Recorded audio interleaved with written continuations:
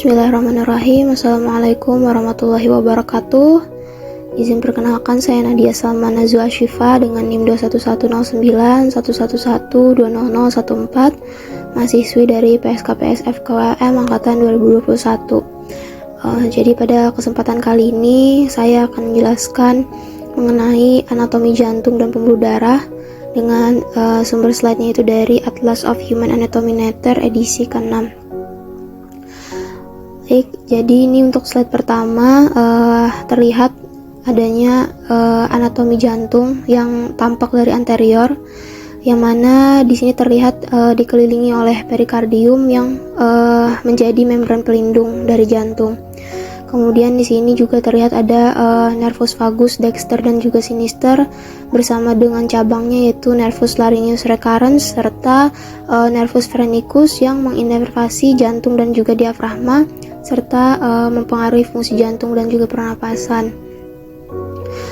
Untuk jantung sendiri itu terdiri dari 4 ruang, ada atrium, dextrum dan sinistrum yang menerima darah serta ventriculus dexter dan sinister yang memompa darah keluar. Untuk di gambar ini juga terlihat ada vena cava superior dan inferior yang membawa darah deoksigenasi dari tubuh ke atrium kanan, sedangkan vena pulmonalis superior yang mengendalikan darah beroksigen dari paru-paru ke atrium kiri. Arteri besar di sini juga ada terlihat seperti arteri pulmonalis yang membawa darah dari ventrikel kanan ke paru-paru, sementara ada aorta juga yang akan mengalirkan darah beroksigen dari ventrikel kiri ke seluruh tubuh. Di sini juga ada terlihat trunkus pulmonalis, dia yang akan membawa darahnya tadi ke paru-paru. Nah, juga terlihat pembuluh darah besar lainnya seperti vena jugularis interna, vena brachiocephalica dextra dan sinistra, serta arteri subclavia yang nantinya akan menghubungkan pembuluh darah dari jantung ke kepala, leher hingga ke lengan. Kemudian di sini ada arcos aorta yang membentuk lengkungan aorta. Dia akan mengarahkan darah ke tubuh bagian atas, sedangkan untuk trunkus brachiocephalicus nanti akan bercabang menjadi arteri carotis communis dan arteri subclavia dextra untuk memasuk darah yang dari kepala dan lengan kanan, serta terlihat juga di sini ada sinus transversus perikardii, adalah ruang yang mana dia itu nantinya akan memungkinkan pergerakan pembuluh darah besar. Sedangkan untuk radix pulmonis yang di sini itu adalah tempat masuk dan keluarnya pembuluh darah dan dari bronkus di paru-paru. Kemudian di sini juga ada struktur tambahan seperti auricula dextra dan sinistra yang akan membantu meningkatkan volume darah yang diterima oleh atrium. Sementara conus arteriosus serta sulcus interventricularis anterior yang terlihat di sini itu fungsinya adalah untuk memisahkan antara ventrikel kanan dan kiri pada permukaan depan koroner jantung. Kemudian di sini juga terlihat ada ligamentum arteriosum yang merupakan sisa dari ductus arteriosus saat janin dan menghubungkan arteri pulmonalis dan juga aorta. Di sini yang di batas atau ujung dari jantung yang tajam ini disebut juga dengan margo inferior, dan yang ujung tumpul yaitu apex cordis dia menjadi ujung jantung yang mengarah ke bawah. Jadi hubungan yang kompleks antara pembuluh darah, saraf dan juga ruangan-ruangan jantung ini dia akan memastikan aliran darahnya itu efisien dan teratur dalam tubuh, serta jadinya akan menjaga fungsi vital yang berkelanjutan. Kemudian selain struktur utama yang telah disebutkan, gambar ini juga menampilkan detail anatomi adanya pleura parietalis pars mediastinalis yang terlihat menutupi bagian lateral jantung dan membentuk batas antara jantung dan juga paru-paru. Kemudian ada sinus transversus perikardii dan sinus obliquus perikardii yang akan membentuk ruang potensial dalam perikardium sehingga dia memungkinkan pergerakan jantung selama berkontraksi. Kemudian ada vena azygos dan vena hemiazygos, meskipun di sini tuh tidak terlihat langsung, tapi dia punya peran dalam drainase vena dari dinding dada. Kemudian ada arteri thoracika interna. Di sini dia akan berjalan di sepanjang sisi sternum dan nantinya akan memasok darah ke dinding dada anterior. Kemudian di sini yang di luarnya di sini perikardium visceral atau epikardium, dia akan melekat erat pada permukaan jantung, sementara untuk perikardium yang parietalnya nanti akan membentuk lapisan luar yang lebih tebal. Kemudian juga untuk sulcus coronarius yang tadi dia akan memisahkan atrium dan ventricle yang berisi pembuluh darah koroner utama. Kemudian untuk vena pulmonalis superior dan inferior, di sini memang tidak seluruhnya terlihat, tapi dia nanti yang akan membawa darah yang teroksigenasi dari paru-paru itu ke atrium kiri. Kemudian untuk trunkus pulmonalis ini dia bercabang jadi arteri pulmonalis kanan dan kiri. Jadi dia nanti akan membawa darah deoksigenasi ke paru-paru untuk pertukaran gas. Kemudian apalagi ya? Di sini ada radix pulmonis yang di dekat dari jantung ini, dan semuanya nanti akan bekerja sama dalam sinkronisasi fungsi kardiopulmoner. Kemudian kita next slide. Nah, yang ini gambar kedua ini memperlihatkan hubungan yang kompleks antara berbagai struktur penting yang berfungsi bersama dalam sistem kardiovaskular. Jadi di sini pada tampak posterior yang di atas, arteri pulmonalis dextra dan juga sinistra, dia akan membawa darah deoksigenasi dari ventrikel kanan ke paru-paru kanan dan kiri, sementara untuk vena pulmonalis superior dan sinistra dan vena pulmonalis inferior sinistra itu akan membawa darah yang beroksigen dari paru-paru kiri ke atrium sinistrum. Kemudian di sini ada auricula sinistra, dia adalah struktur yang bentuknya itu kantong pada atrium sinistrum yang nantinya akan membantu meningkatkan volume darah sehingga dapat diterima. Kemudian di sini juga terlihat ada vena obliqua atrii sinistra atau Marshall ini. Ini adalah vena kecil yang mengalirkan darah dari atrium sinistrum ke sinus coronarius. Jadi dia akan mengumpulkan darah deoksigenasi dari otot jantung dan akan mengembalikannya lagi ke atrium dextrum. Kemudian untuk sulcus coronarius tadi yang memisahkan atrium dan ventricle,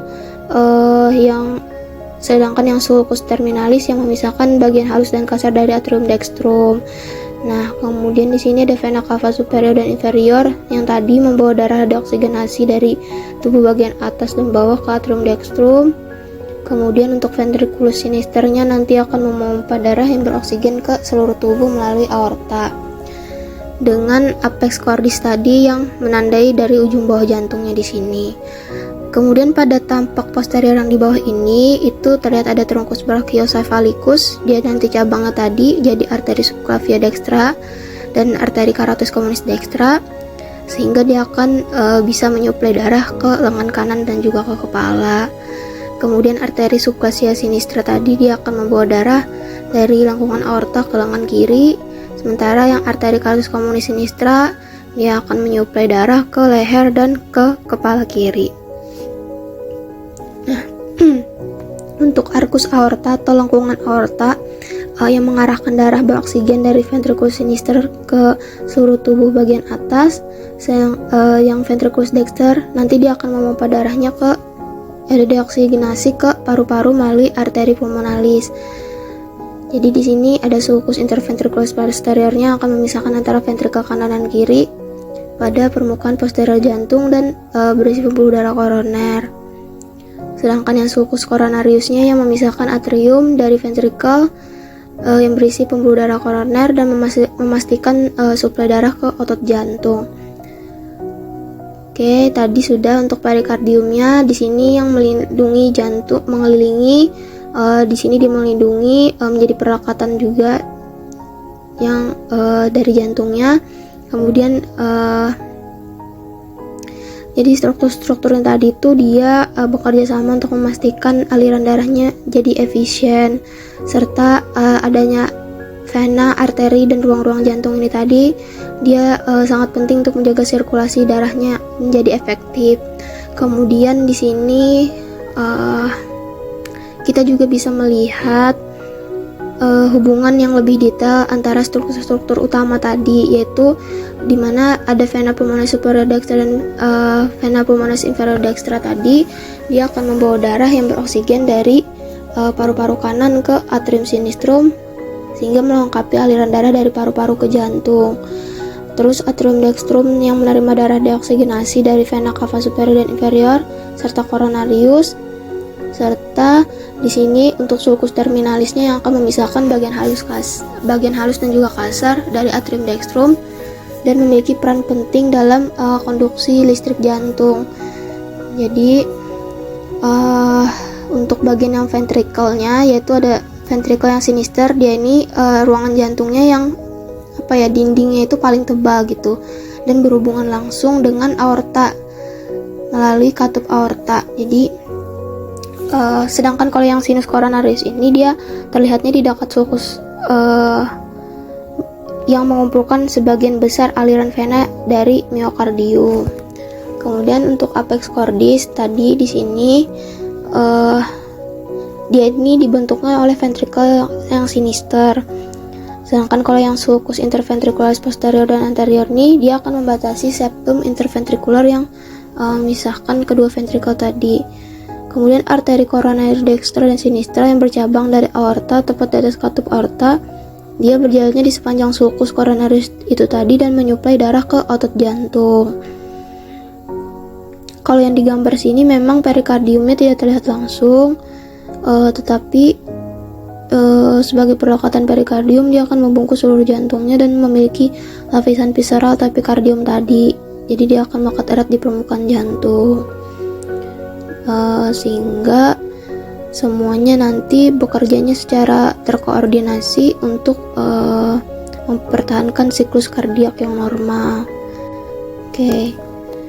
Kemudian ini slide yang terakhir. Di sini menunjukkan potongan melintang dari jantungnya sehingga dia memperlihatkan hubungan antara berbagai struktur anatomi yang di dalam jantungnya. Nah, dimulai dari di sini ada valva mitralis yang terdiri dari cuspis anterior dan posterior. Jadi nanti dia akan mengatur aliran darah dari atrium sinistrum ke ventriculus sinister. Nah, kalau yang vena pulmonalis superior dextra, dia akan membawa darah yang beroksigen tadi dari paru-paru kanan ke atrium sinistrum. Jadi sinus aorta atau valsava dan valva aorta yang di sini dia itu kan terdiri dari valvula semilunaris sinistra, dextra dan juga posterior, sehingga dia akan mengatur aliran darah dari ventriculus sinister ke aorta ascendens, dan juga dia akan memastikan darah yang beroksigen tadi akan terdistribusi ke seluruh tubuh. Kemudian di sini juga ada septum atrioventrikular yang mana dia terdiri dari pars membranacea dan juga pars muscularis, serta ada septum interventrikular yang terdiri dari pars membranacea dan pars muscularis yang akan memisahkan atrium dan ventrikel kanan dari yang kiri. Serta dia itu juga harus memastikan bahwa darah dari kedua sisi jantung tuh tidak bercampur gitu. Kemudian untuk atrium dextrum dia akan menerima darah deoksigenasi dari seluruh tubuh melalui vena cava superior dan juga inferior. Sementara untuk ventriculus dexter dia nanti akan memompa darah yang deoksigenasi ke paru-paru melalui dari truncus pulmonalis. Nah, untuk katupnya sendiri di sini tuh terlihat ada katup trikuspid yang terdiri dari cuspis posterior, septalis dan anterior yang nantinya akan mengatur aliran darah dari atrium dextrum ke ventriculus dexter, serta dia akan mencegah aliran balik darah selama kontraksi dari ventrikel. Nah, untuk ototnya sendiri di sini ada musculus papillaris anterior yang posterior dan juga septalis atau yang medialis di ventrikel kanan dan kiri, bersamaan juga dengan trabecula septo marginalis yang akan membantu menahan cuspis katup agar tidak masuk ke atrium saat ventrikelnya itu berkontraksi. Jadi dia akan memastikan katupnya itu tetap tertutup rapat selama sistoventrikal. Kemudian untuk conus arteriosus Conus arteriosus di sini juga terlihat dia akan mengarahkan darah dari ventriculus dexter ke truncus pulmonalis, sementara crista supraventricularis dia akan membantu memisahkan aliran darah dari ventrikel kanan juga ke arteri pulmonalis. Selanjutnya untuk auricula dextra dan sinistra, yang di sini dia strukturnya kan tadi sudah disebutkan sebelumnya kayak kantong ya, yang akan meningkatkan volume darah yang diterima oleh atrium. Jadi dia membantu dalam pengisian darah itu agar lebih efisien. Nah, di sini juga ada arteri koroner atau arterie coronarie yang menyuplai darah ke otot jantung melalui cabang-cabang kecil. Jadi dia terdistribusi di seluruh permukaan jantungnya itu, sehingga dia itu harus memastikan suplai oksigen dan nutrisi yang cukup untuk mendukung dari fungsi jantungnya.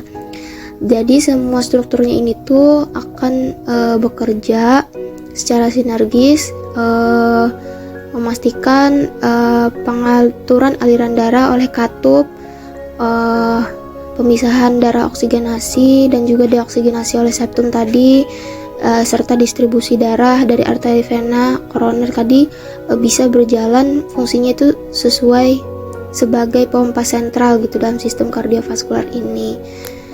Kemudian gambar ini tuh juga menunjukkan beberapa struktur penting lainnya, seperti adanya vena pulmonalis sinistra yang terlihat dia akan nantinya membawa darah yang beroksigen dari paru-paru kiri ke atrium sinistrum, serta dia itu akan melengkapi siklus peredaran darah yang pulmoner. Nah, kemudian untuk aorta ascendens yang muncul dari ventriculus sinister ini, dia adalah pembuluh darah utama yang nantinya akan mendistribusikan darah beroksigen ke seluruh tubuh. Kemudian untuk valvula semilunaris sinistra dan dextra, jadi dia ini bagian dari valva aorta yang memastikan aliran darah satu arah dari ventriculus sinister ke aorta. Kemudian di sini tadi juga untuk musculus papillaris anterior dan posterior di ventriculus sinister ini nanti dia akan bekerja sama dengan chorda tendinae. Memang di gambar ini chorda tendinae-nya tidak terlihat, tapi dengan adanya chorda tendinae itu nanti dia akan mengontrol pergerakan dari valva mitralis selama siklus jantungnya. Kemudian untuk truncus pulmonalis dari ventriculus dexter ini tadi dia akan bawa darah deoksigenasi ke paru-paru untuk oksigenasi. Kemudian yang auricula sinistra itu extension dari atrium sinistrum yang memberikan kapasitas tambahan untuk penerimaan darah. Setelah itu untuk ventriculus dexter dan sinister dengan dinding otot yang tebal, dia akan bertanggung jawab untuk memompa darah ke sirkulasi pulmoner dan juga sistemik. Jadi arah aliran ke truncus pulmonalis yang ditujukan ini akan menggambarkan jalur darah dari ventriculus dexter ke paru-paru, sehingga semua strukturnya ini akan bekerja agar siklus jantungnya tetap terkoordinasi dengan baik gitu. Kemudian serta untuk yang kontraksi ventrikel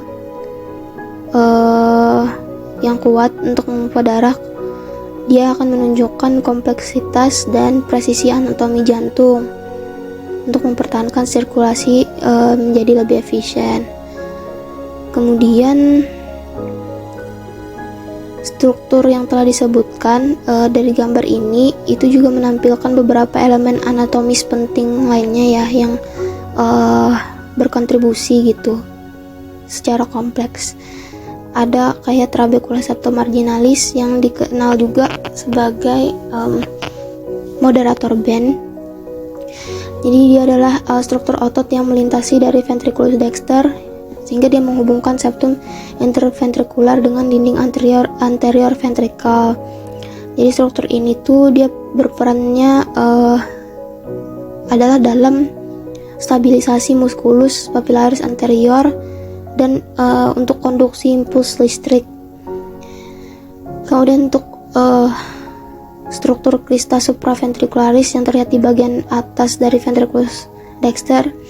Dia ini akan membantu mengarahkan aliran darah ke truncus pulmonalis selama sistole ventricle.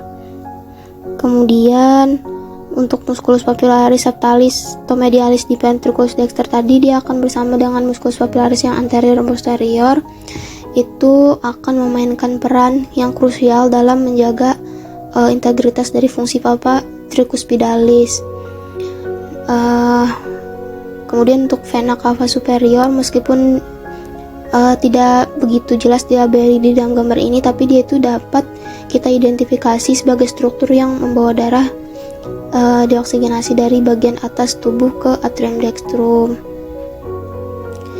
Kemudian untuk arteria koronaria yang terlihat dari bercabang dari aorta ascendens, ini akan mensuplai darah ke miokardium melalui jaringan pembuluh darah yang kompleks. Jadi bidang potongan yang ditunjukkan di sudut kanan bawah ini gambarnya memberikan perspektif tambahan tentang orientasi jantung dalam rongga dada.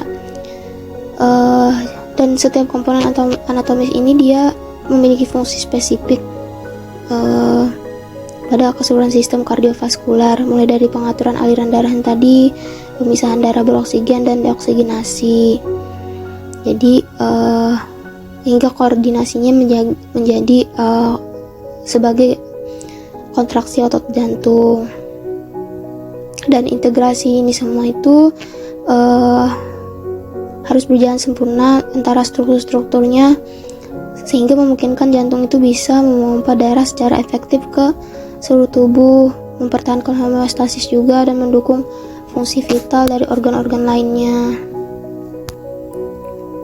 Sehingga saat seluruh struktur anatomi yang sebelumnya tadi tuh bisa terkoordinasi dengan sempurna, maka mekanisme fisiologis jantungnya dapat berjalan dengan baik gitu.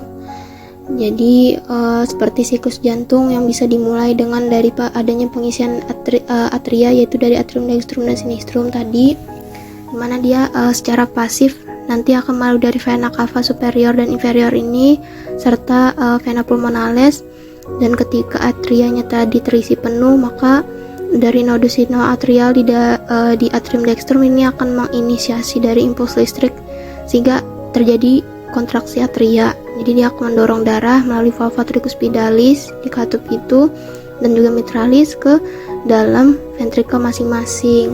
Jadi selama fase ini nanti untuk musculus papillaris dan chordae tendineanya akan memastikan dari valva atrioventriculis ini tetap tertutup sehingga mencegah aliran balik gitu.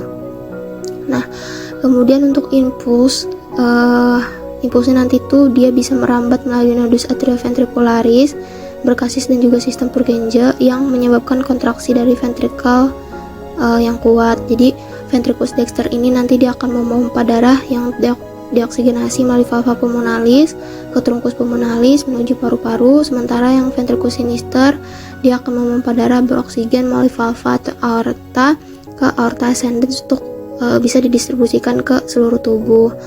Nah, jadi selama dari kontraksi ventrikel ini, valvula semilunaris itu pada valva pulmonalis dan aorta akan terbuka, sementara yang valva tricuspidalis dan mitralisnya akan tertutup rapat yang dijaga oleh musculus papillaris dan chorda tendinea tadi gitu untuk mencegah terjadinya prolaps. Nah, sinus falsapa di akar aorta ini dia akan membantu menutup dari valva aorta saat ventrikelnya itu berelaksasi sehingga akan mencegah aliran balik dari darahnya.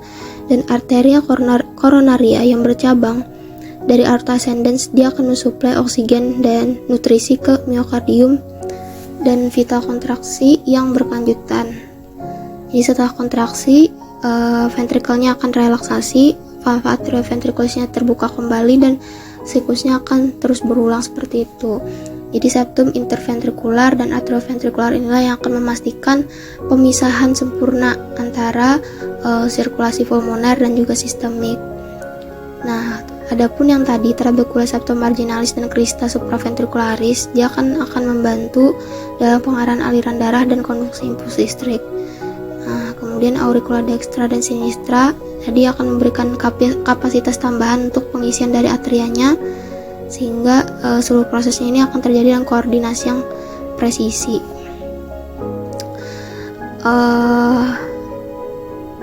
Kemudian sistem aliran darah yang melalui ruang-ruang jantung ke seluruh tubuh ini, khususnya seperti atrium dextrum dengan struktur pectinate muscles-nya, dia akan berfungsi sebagai reservoir awal untuk darah dan kembali dari sistem vena sistemik. Jadi darahnya yang mengalir melalui ostium vena cava superioris dan inferioris serta sinus coronarius sebelum melewati dari valva tricuspidalis menuju ke ventriculus dexter. Nah, jadi ventriculus dexter ini dindingnya itu lebih tipis, tapi dia dilengkapi oleh trabecula carneae dan musculus papillaris tadi, sehingga dia akan memompa darahnya melalui valva pulmonalis ke arteri pulmonalis. Sementara itu yang atrium sinistrum, dia akan menerima darah yang beroksigen tadi dari paru-paru melalui 4 vena pulmonalis dengan struktur dindingnya itu lebih halus, sehingga dia bisa memfasilitasi aliran darahnya itu menjadi lebih lancar, sehingga darahnya ketika sudah bisa melewati valva mitralis menuju ventriculus sinister, dimana tadi dia punya dinding yang paling tebal, sehingga itu bisa menghasilkan tekanan yang lebih tinggi gitu yang diperlukan untuk didistribusikan darah ke seluruh tubuh melalui dari valva aorta dan septum tadi. Nah, adapun yang septum interventrikular yang tebal tadi, dia akan memisahkan kedua ventrikel, jadi dia mencegah percampuran darah yang beroksigen sama yang tidak beroksigen tadi. Jadi untuk di sini untuk musculus pectinati di auricula dextra dan sinistra, dia akan meningkatkan kapasitas pengisian atria tadi, dan crista terminalisnya akan membantu mengarahkan aliran darah dalam atrium dextrum, sementara untuk fossa ovalis yang akan menandai lokasi foramen oval yang tertutup setelah lahir. Jadi trabecula septomarginalis di ventriculus dexter ini tidak hanya memperkuat struktur, tapi dia juga bisa untuk melindungi berkas his yang penting gitu untuk konduksi impuls listrik tadi. Kemudian untuk valva cordis dengan leaflet dan aparatus supravalvularnya, ini termasuk chorda tendinea dan musculus papillaris tadi akan memastikan aliran darahnya itu bisa searah gitu. Kemudian untuk sinus falsava di akar aorta tadi, dia akan memfasilitasi penutupan dari cuspis valva aortanya yang efisien dan menjadi tempat asal dari arteria koronarianya yang vital tadi untuk perfusi dari miokardium. Jadi semuanya struktur ini akan bekerja dalam koordinasi yang presisi, sehingga memungkinkan jantung itu bisa mempertahankan sirkulasinya efektif dan responsif terhadap berbagai tuntutan fisiologis tubuh. Kemudian juga memungkinkan jantung itu bisa untuk memompa darah secara efisien dan mempertahankan perfusi yang adekuat gitu ke seluruh jaringan dan juga organ tubuh. Baik, mungkin sekian penjelasan materi anatomi jantung dan juga pembuluh darah yang bisa saya sampaikan. Mohon maaf apabila terdapat kesalahan kata. Saya ucapkan terima kasih atas perhatiannya. Wassalamualaikum warahmatullahi wabarakatuh.